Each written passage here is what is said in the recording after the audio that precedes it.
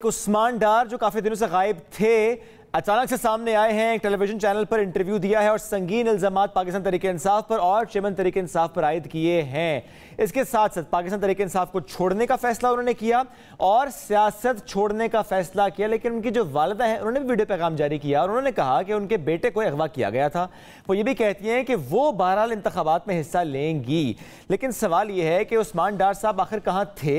सवाल ये भी है कि अब वाकई सियासत से किनारा कशी इख्तियार कर ली है या कि बहुत से ऐसे रहनुमा जिन्होंने पाकिस्तान तहरीक-ए-इंसाफ को छोड़ा, इमरान खान पर इल्जामात लगाए और उसके बाद जिस तरह से दूसरी पार्टी में चले गए इस्तेकाम पाकिस्तान पार्टी, क्या उस्मान डार भी कुछ ऐसा ही करेंगे? और इसके साथ साथ इस्तेकाम पाकिस्तान पार्टी अब मौजूदा सियासी सूरत हाल में क्या नए स्टेप्स ले रही है, क्या सोच रखती है और कैसे इंतखाबात की तैयारी वो कर रही है, इस पर बात कर लेते हैं। सीनियर रहनुमा इस्तेकाम पाकिस्तान पार्टी फयाज हुसैन चौहान साहब ने हमें ज्वाइन किया। चौहान साहब बहुत शुक्रिया आपने हमें ज्वाइन किया। चौहान साहब पहले मैं डार साहब से मुतालिक ही पूछूंगा आपसे। उस्मान डार ने जिस तरह चेयरमैन तहरीक-ए-इंसाफ पर संगीन इल्जामात आयद किए, जो कि ज़रा आपने भी इससे पहले जब प्रेस कॉन्फ्रेंस की थी हमारे प्रोग्राम में भी आकर आपने वो इल्जामात आयद किए थे और उसके बाद में पार्टी छोड़ी, दूसरी पार्टी को ज्वाइन किया। जिस तरह उस वक्त आपने भी कहा कि 9 मई के जो वाक़यात हैं उसका मकसद यही था कि फ़ौज पर दबाव डाला जाए और उस्मान डार भी कुछ ऐसी ही बात कर रहे हैं। वो तो ये भी कहते हैं कि आर्मी चीफ को हटाना मकसद था। अब ऐसे में ज़रूर आपसे सवाल करना चाहेंगे कि उस्मान डार की जितनी सारी बातें सामने आपकी आई हैं, आपका क्या कॉमेंट है उस पर? बिस्मिल्लाहिर्रहमानिर्रहीम। देखें, मैं वाहिद पीटीआई का लीडर था कि जिसने खुला के सारी बातें 45 मिनट की प्रेस कॉन्फ्रेंस के अंदर रखी थी और उसके बाद मुसलसल प्रेस कॉन्फ्रेंस और टॉक शोज के जरिए से वही बातें उस्मान डार साहब ने की हैं और बिल्कुल ठीक की हैं। और अभी उस्मान डार साहब ने बहुत सी बातें नहीं की। मैं आज प्रेस कॉन्फ्रेंस कर रहा हूँ, उस प्रेस कॉन्फ्रेंस में मैं उस्मान डार साहब से 4-6 क्वेश्चंस पूछूंगा। आप पूछें ना चौहान साहब, हमारे इस प्लेटफॉर्म से ही पूछें। सुने ना, मैं वो जो क्वेश्चन पूछूंगा वो मैं और वो इकट्ठे मीटिंग्स में बैठे हुए थे और आखिरी मीटिंग जो 14 मई को शाम 6:30 बजे हुई थी उसमें जो चेयरमैन तहरीक-ए-इंसाफ ने 3-4 ऐसी चीजें कही थी जो एब्सोल्युटली एंटी पाकिस्तान और रियासत पाकिस्तान और एथिक्स और वैल्यूज के खिलाफ थी। मैं वो चीजें भी इनसे पूछूंगा और बाकी जो इन्होंने बातें की हैं वो नई तो नहीं है, वो तो बातें मैं बड़ी डिटेल के साथ बयान कर चुका हूँ पिछले 4 महीनों के अंदर और बिल्कुल ठीक की हैं, इसमें तो कोई शक शुबा नहीं। फिर आपने अभी अपना जो इंट्रो पेश किया उसमें आपने कहा कि जो इल्जामात लगाए उन्होंने, चौहान साहब ने, वही आपने उन्होंने इल्जामात, ये इल्जामात तो नहीं है, ये तो सारी चीजें क्लियर है। कौन सी चीज क्लियर नहीं है? आप मुझे मैं तो इल्जाम ही कहूंगा ना, इल्जाम ही अभी तक कहेंगे ना, जब तक अभी ज़ाहिर कार्रवाई हो रही है, जब तक कोई अदालती अहकाम नहीं आ जाते, कार्रवाई मुकम्मल नहीं हो जाती, तब तक तो इल्जाम ही कहा जाएगा। एक चीज, एक आंखों देखी चीज होती है। आप दोनों ने एक नौज़बिल्लाह माज़अल्लाह एक फर्द को देखा कि उसने सरे बाजार जनाब किसी का मर्डर कर दिया, चलो अदालतों में वो मुल्जिम होगा। आप दोनों ने तो देखा हुआ है ना, आप दोनों के क्या जज्बात होंगे कि आपकी नजरों के सामने किसी का मर्डर हो गया। चौहान साहब ये इसलिए भी नहीं, चौहान साहब एक जुमला जरूर ले लीजिएगा, एक जुमला ले लीजिएगा। ये बात इसलिए हम कर रहे हैं चौहान साहब, जिस वक्त आप गिरफ्तार होते हैं आप उस वक्त पाकिस्तान तहरीक-ए-इंसाफ के हक में नारे लगा के गिरफ्तार होते हैं, लेकिन जब बाद में आते हैं तो आप उसके अगेंस्ट बात करते हैं। इसलिए हम कह रहे हैं आंखों देखा आपका भी था, लेकिन अगर आपने उस वक्त नारे लगाए थे तो फिर सवाल तो होगा ना सर। भाई मैं जो सवाल पूछने के बाद मुझे 2 मिनट बोलने दो। जी, कई दफा आपको समझ। जी, ठीक है, आप सवाल जो मर्जी पूछो, मैं आपको नहीं रोकता, लेकिन जरा जवाब देने दिया, बीच में फौरन टोका ना करो। बात यह है कि मेरा तो उस एक्ट को आप छोड़े ना, आपने जो जुडिशियल कम्प्लेक्स के ऊपर जो हमला हुआ 8-10 हज़ार लोगों के साथ, क्या वो आप पूरी कौम ने नहीं देखा? क्या लाहौर हाई कोर्ट के ऊपर जो हमला हुआ था, पहली पेशियां जो हो रही थी, उसका सारी दुनिया नहीं देखा? क्या वो शहजाद बुखारी SSP ऑपरेशन के तहत जो जमान पार्क के बाहर जो वहां पे जनाब हमला हुआ, क्या वो सारों ने नहीं देखा? क्या जिले शाह का वहां पे जो झगड़ा और लड़ाई झगड़ा दंगा फसाद हुआ, क्या वहां पर 1.5-2 महीने जो हर तीसरे-चौथे दिन पुलिस और इंतजामिया के साथ सिर्फ इस वजह से आंख मचोली और जनाब लड़ाई झगड़ा दंगा फसाद सारा कुछ खुरेजी होती रही कि जनाब लाकानूनियत से मना कर रही थी रियासत और गिरफ्तार करना चाहती थी? क्या वो सारी दुनिया के सामने नहीं हुआ? तो बातें जो उस्मान डार साहब ने कही हैं बिल्कुल ठीक कही हैं और अभी और बहुत सी बातें हैं। अभी आहिस्ता आहिस्ता अदालतों के अंदर भी चीजें खुल रही हैं, लोगों के सामने भी चीजें आ रही हैं और बाकी भी अब देखो ना, झूठ के ऊपर सारी चीजें चल रही हैं। अब एक प्रोपेगेंडा पिछले कई दिनों से शहबाज गिल बाहर बैठा हुआ है, नेगेटिव तरीन आदमी है और फॉरेन एलिमेंट से उसका ताल्लुक है, फॉरेन फैक्टर से उसका ताल्लुक है। वो यहाँ से भाग के बाहर चला गया। हर चौथे दिन एक इंतहाई झूठ के ऊपर अपने वीलॉग कर देता है। अब एक वीलॉग उसने किया कि जनाब इमरान खान साहब को जहर दिया जाने लगा है, ठीक है। इधर से लतीफ खोसा जनाब इनका वकील के जिसको अपनी पार्टी जो ना वो कबूल करने को तैयार नहीं है, वो आजकल जनाब पीटीआई के मामे चाचे ताए और फुफड़ बने हुए हैं। वो जनाब एक शुरली छोड़ते हैं जनाब कि चेयरमैन तहरीक इंसाफ को जहर दे दिया जाएगा। वो यार अपनी मोनेटाइजेशन के पीछे यूट्यूब और सोशल मीडिया में आप लाखों रुपए कमाने के पीछे आप पूरी रियासत के साथ खिलवाड़ कर रहे हैं। मैं वजीर जेल खाना जाता हूं, मैं आपके प्रोग्राम के जरिए से चीजें बता देता हूं। चले अटक के अंदर वीवीआईपी तरीके से चेयरमैन तहरीक इंसाफ ने जेल काटी है। पंजाब के अंदर और पूरे पाकिस्तान के अंदर जो प्रिजन रूल्स हैं, प्रिजन रेगुलेशंस हैं, जो प्रिजन के कवानीन हैं, उसके मुताबिक या बी क्लास है या सी क्लास है। बी क्लास को बेटर क्लास कहते हैं और सी क्लास को आम क्लास कहते हैं। इसके अलावा और कोई क्लास नहीं है। आपके टीवी चैनल के जरिए से पूरी पाकिस्तानी कौम सुन ले कि चेयरमैन तहरीक इंसाफ को अटक जेल के अंदर A+ जो है फैसिलिटीज दी गई थी। अच्छा चौहान साहब, आप क्योंकि अब जी आप जब ये बात कर रहे हैं, क्या क्या फैसिलिटीज थी जो कि दी गई हैं आपके मुताबिक? मैं वही बताने लगा हूं ना। देसी बकरे का गोश्त, देसी घी से बने हुए खाने, देसी मुर्गी, ठीक है जी। आपकी जनाब वॉक करना, वर्जिश करना, आपकी जनाब टेबल कुर्सी, ठंडी गर्म मशीन, ईच एंड एवरीथिंग। घर से खाने तैयार करने के हवाले से भी प्रोविजन दी गई कि आप पैसे जमा कराएं आप जनाब जेल की इंतजामिया को, और आप घर से जनाब अपनी, और 4 स्वीट डिशेस, 4 फल, और आपको हर किस्म की फैसिलिटी। ये नहीं है जेल रूल्स में। मैंने भी काटी आखिरी जनाब 2 जेलें जनाब 8-8 दिन की। हमें तो तकिया नहीं मिलता था। नहीं चौहान साहब, ईंटों के ऊपर हाथ रखे। अगर रूल्स नहीं है तो A+ कैसे फैसिलिटीज मिली? बस A+ फैसिलिटी इस तरह मिली कि इनका वकील मिलके आते थे तो जेल के बाहर प्रेस कॉन्फ्रेंस में रोते थे कि मर गए, लुट गए जनाब। नहीं, जेल के बाहर रोना जनाब, कहते थे कि अंदर चेयरमैन तहरीक इंसाफ डटे हुए हैं, मचे हुए हैं, उनको कोई हिला नहीं सकता, उनको कोई झुला नहीं सकता, उनके कोई इरादे नहीं तोड़ सकता।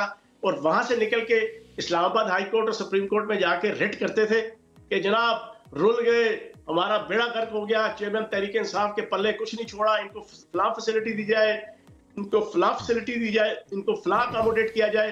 और फिर जनाब कोर्ट की तरफ से ऑर्डर आते थे कि इनको ये चीजें दी जाए, इनको ये अकोमोडेट किया जाए, इनको ये फैसिलिटेट किया जाए। वो सारी चीजें फैसिलिटेट होती। अब आप मुझे एक चीज बताएं, क्या ये पॉसिबल है कि एक बंदा रियासत की कस्टडी में हो और रियासत की कस्टडी में उसको मार दिया जाए तो रियासत के अमूद खाने के काबिल रहती है? किस तरह हो सकता है यार? यानी वो एक झूठा बयानिया बनाया जा रहा है पाकिस्तान तहरीक इंसाफ। आपने जो नाम भी लिया शहबाज गिल साहब का। शोएब, हर मौके पे आप पिछले 1.5-2 साल देख लें, रियासत के साथ खिलवाड़ करके, सोसाइटी के साथ खिलवाड़ करके, मुल्क के साथ खिलवाड़ करके, मुल्क की अदालतों, मुल्क के रियासती अदारों, मुल्क की फौज, क्या क्या झूठा प्रोपेगेंडा अमेरिका, बरतानिया में और यूरोप में बैठा हुआ इनका सोशल मीडिया, सारे के सारे, कोई अमेरिकन है नेशनैलिटी होल्डर है, कोई बरतानवी नेशनैलिटी होल्डर है, कोई कैनेडियन नेशनैलिटी होल्डर है, वहां से बैठ के, और फिर इनके जो अरस्तु बने हुए थे आदिल राजा टाइप, जिनके मुतालिक चीजें खुल गई कि 53 कालें सिर्फ जनाब रॉक एजेंट के साथ है, 53 कालें। अब आप मुझे बताएं, ये चीजें आवाम देख रही है, आवाम की इसमें चौहान साहब आप एक राय भी लूंगा आपसे, चूंकि ज़रा कुछ चीज़ें सामने आ रही हैं। आपने आदिल राजा का चूंकि नाम भी ले लिया, उसकी कॉल्स का जिक्र भी कर लिया, कुछ स्क्रीनशॉट्स भी सरफेस हो रहे हैं पाकिस्तान तहरीक इंसाफ के ऑफिशियल व्हाट्सएप ग्रुप के, किस तरह आदिल राजा का बयानिया वहां पर आता रहा इमरान खान साहब की तरफ से और बाकी रहनुमाओं से कैरी करते रहे। वाकई ऐसा होता रहा? भाई मैं आप छोड़े ये सवाल पूछने को, मुझसे पूछे, मैं बताता हूँ। मैं जनाब कम से कम 800-900 व्हाट्सएप ग्रुप का मेंबर था। भाई आदिल राजा इनका रस्तु और सुकरात था। मोहित पीरजादा इनका रस्तु और सुकरात है। वो वजाहत एस खान जना, वो 2 नंबर सहाफी जना, वो इनका जनाब आपका जना सुकरात और जाली न्यूज है। वो इनका किसी पर इस तरह है। नहीं छोड़ देना, ये मैं कह रहा हूँ ना, आप नहीं कह रहे, छोड़े ना आप इसको ना, आप ना ज्यादा इतनी जना करें, मैं कह रहा हूँ। प्लेटफॉर्म चौहान साहब प्लेटफॉर्म हमारा है, हम चाहते हैं आपकी राय सिर्फ शामिल कीजिए किसी पे। आपका है तो आपके प्लेटफॉर्म से अगर मेरी जात के आपकी राय है, ठीक है, आपकी राय है, आपकी राय है, आपकी राय है। कहने का मकसद यह है, उसके ऊपर गद्दारी का पर्चा हुआ है, आप उसको इतना साधु बनाने की कोशिश ना करें।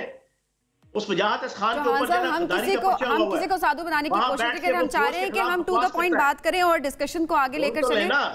जो शख्स बाहर बैठ के पाक फौज के खिलाफ, पाकिस्तान की अदालतों के खिलाफ, पाकिस्तान की रियासती खुफिया एजेंसीज के खिलाफ अगर वो सारा दिन खराफात बोलेगा तो मैं उसको क्या फूलों के हार पहनाऊंगा?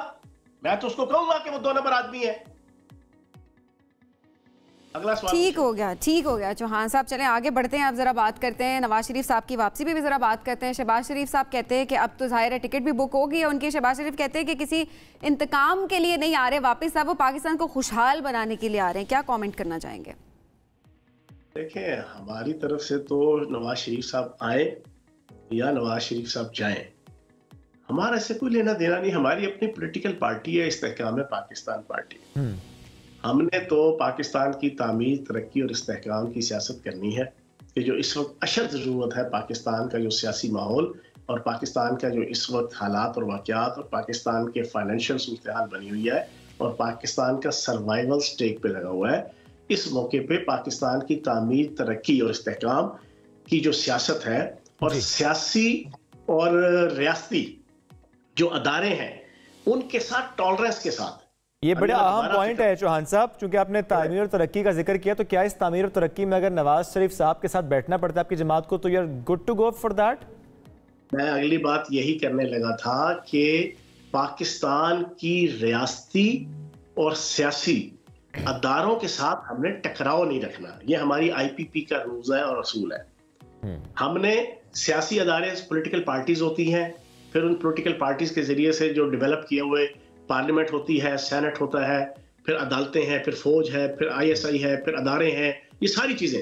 चौहान साहब, आपका तर्ज सियासत इस जमात का, आप किसी को तनकीद का निशाना बनाना नहीं बल्कि तामीर और तरक्की की बात करना होगा। तनकीद और चीज होती है। अच्छा, तनकीद के बगैर तो सियासत होती नहीं।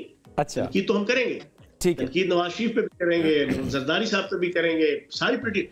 एक तनकीद होती है, एक होती है कि आप किसी से अड्डा फड्डा लगा के बैठ जाते हैं और आप सींग फंसा के बैठ जाते हैं। अब क्या, मैं छोटे मिसाल, मुल्क में ज़ल्ज़ला आया हुआ है, मुल्क में सैलाब आया हुआ है, मुल्क में तबाही और बर्बादी आई हुई है, मुल्क में दहशतगर्दी की लहर आई हुई है।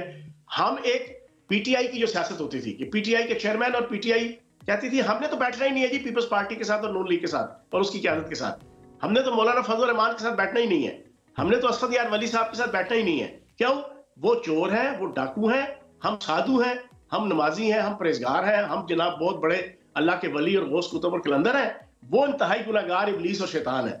ये रवैया नहीं। जब सियासत करनी है तो सियासत में आपने टॉलरेंस के साथ और मुल्क को, माशरा और आवाम की बेहतरी के लिए आपस में कोऑर्डिनेशन रखनी पड़ती है। बाज मौकों पे कोऑर्डिनेशन चलना पड़ता है। ये अच्छा है। तो बात सिर्फ कोऑर्डिनेशन तक रहेगी, कोई इत्तेहाद बहरहाल फिलहाल तक हमें नजर नहीं आ रहा है। सही है। सुने, सियासत के अंदर इत्तेहाद तो बनते हैं इलेक्शन से पहले भी, इलेक्शन से बाद भी, वो मौके की मुनासिबत से बनते हैं। आज आपके प्रोग्राम में भी कह दूं, ये बात लिख लें आप दोनों, IPP इस्तेहकाम पाकिस्तान पार्टी इलेक्शन के बाद खसूसन पंजाब के अंदर की सियासत, पार्लिमानी सियासत IPP के मरहूने मिन्नत होगी। बस ये लिख लें। अच्छा, दोबारा नहीं सर, आपने कह दिया, यानी डिसाइसिव फैक्टर आपकी पार्टी होगी। इसका मतलब हम सीधे सीधा ये लेते हैं कि IPP को अब लेवल प्लेइंग फील्ड मिल गई है। मैं ये कह ही नहीं रहा लेवल प्लेइंग फील्ड, मैं सवाल कर रहा हूं। पहले कह रहे थे ना कि नहीं मिल रही। मैंने जो फिक्रा कहा ना, दोबारा सुन लें, आवाम के लिए भी, आप दोनों के लिए भी। इन आने वाले इलेक्शनों के बाद, जब भी हो आने वाले जो इलेक्शन है, इन इलेक्शन के बाद पंजाब के अंदर, पंजाब असेंबली के अंदर हुकूमत बनाना, तोड़ना, चलाना, जितनी पॉलिटिक्स है, पार्लिमानी पॉलिटिक्स, वो IPP के नई काफली गाप है। मैं ये नहीं कह रहा, ये आप अपने तबसरे खुद करें। मैं तो सवाल कर रहा हूं। मैं सवाल कर रहा हूं। आप मना कर सकते हैं।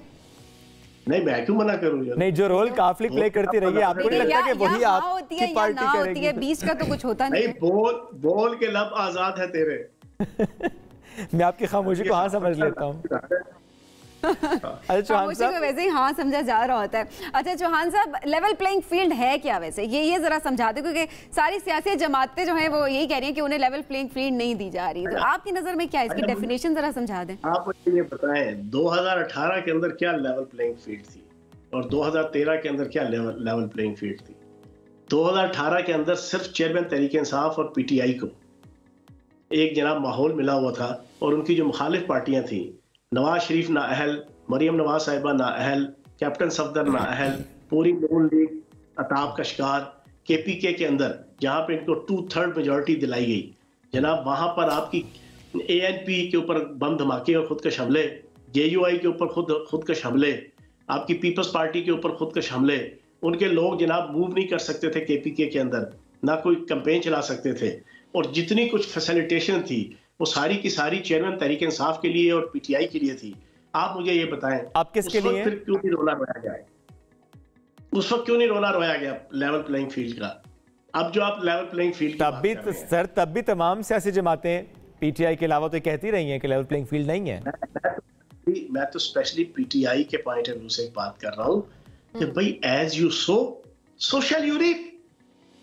जो किया वो भुगता जा रहा है, वो सारा कुछ देखो होता यही है। मैंने लेकिन उस सारे करने में चौहान साहब आप भी तो शामिल थे। चौहान साहब नहीं, मैं तो आपकी पार्टी के सरबराह की बात कर लेता हूं सर, फिर जहांगीर तरीन साहब आप भी थे, जहांगीर तरीन साहब भी थे। आप टिपिकल क्वेश्चन ये पूछते हैं, आप भी शामिल थे, जैसे मैं इमरान खान दी फुफी दा पुत्र या औलादा कोई मामा। आप जमात में तो थे ना, जमात में तो थे ना। देखिए चेयरमैन तहरीक इंसाफ भी पीटीआई के चेयरमैन है ना। जी जी जी पूछ लिया, सुन लें। जैसे पॉलिसी मेरी चलती थी, जैसे जनाब जो रूल्स एंड रेगुलेशंस मैं बनाता था, जैसे चीफ पैटर्न पार्टी का मैं था, जैसे जनाब दोजानू होके चेयरमैन तहरीक इंसाफ मेरे सामने बैठे होते थे कि जनाब जो फयाज चौहान ने कहना है, चले जो हुआ सो हुआ। आप जिस पार्टी में वहां सुनी जाती है सर आपकी। हम तो भाईजान हम तो सेकंड लेवल की टियर के लीडर थे, जो कहना था डिसिप्लिन के तहत जनाब आगे बयान कर देना था। बस एक जुमला चौहान साहब, एक जुमला। अब आप भी खुश हैं और जहांगीर तरीन साहब भी खुश हैं अभी तक के हालात से? बात खुशी की नहीं है, मुल्क के हालात बड़े सीवियर हैं। नहीं, मैं आपकी पार्टी की इंतजामी मामलात की बात कर रहा हूं कि अभी तक जितने हालात नजर आ रहे हैं आपको, पार्टी देखते हुए, मुनज़्ज़म होते हुए, लोगों को आते हुए, ठीक चल रहे सब? अभी पार्टी रजिस्टर्ड हो रही है, उसका इंतखाबी निशान मिलेगा, फिर उसके बाद यानी पार्टी की पार्टी फिर होगी। पाकिस्तान की जो सियासत है उसके ऊपर अनसर्टेनिटी के बादल छाए हुए हैं, गैर यकीनी कैफियत है, वो दिसंबर तक छट जाएगी। जब छट जाएगी तो फिर उसके बाद जनाब आपको खुला के जनाब दिसंबर में क्या होगा? दिसंबर से पहले होगा जो कुछ होगा। ठीक है चौहान साहब, बहुत शुक्रिया साथ मौजूद है आप। ज़ाहिर है प्रेस कॉन्फ्रेंस भी आज करेंगे, कुछ सवाल भी करने हैं उस्मान डार से। बहुत शुक्रिया साथ मौजूद है।